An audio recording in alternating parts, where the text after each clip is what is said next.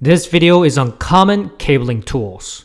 Given the diverse range of tools and utilities available, it is unlikely that you will encounter all the tools available. However, you're required to have general knowledge of the tools available and what they're designed to do.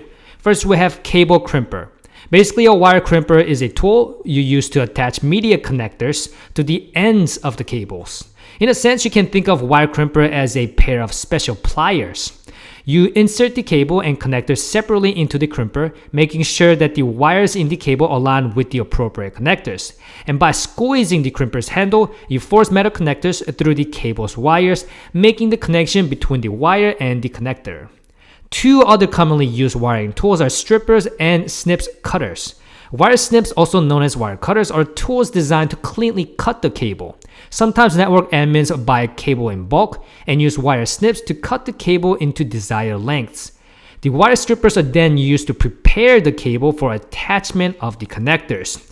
Wire strippers come in a variety of shapes and sizes. Some are specifically designed to strip the outer sheathing from coaxial cable, and others are designed to work best with UTP cable. All strippers are designed to cleanly remove the sheathing from the wire to make sure a clean contact can be made. Then we have Punchdown tool, which are used to attach twisted pair network cable to connectors within a patch panel. Specifically, they connect twisted pair wires to the insulation displacement connector. Then we have tone generator. A toner probe has two parts, toner and a probe. The toner sends the tone, and at the end of the cable, the probe receives the toner signal. Basically, this tool makes it easier to find the beginning and the end of a cable. You might hear the tone generator and tone locator referred to as the fox and the hound.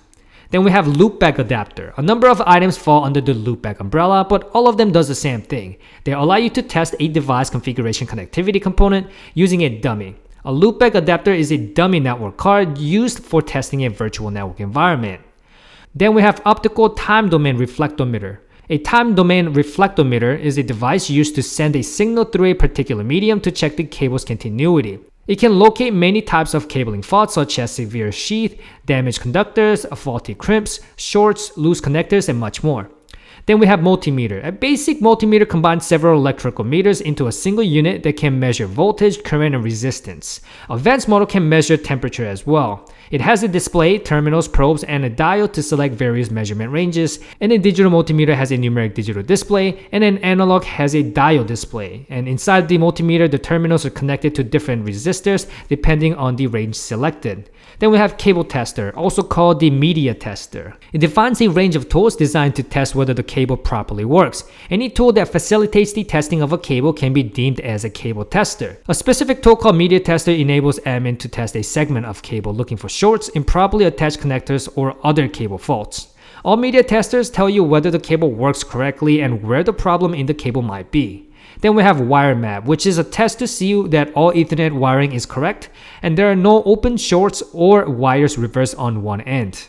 The difference between a tap and splitter is that splitter sends incoming signal out of all paths equally, whereas tap can apply different amount of loss to each out path individually. And this way, if you have one short path and one long path coming off the tap, the strength of the signal received by the host at the end of each path can be close to the same.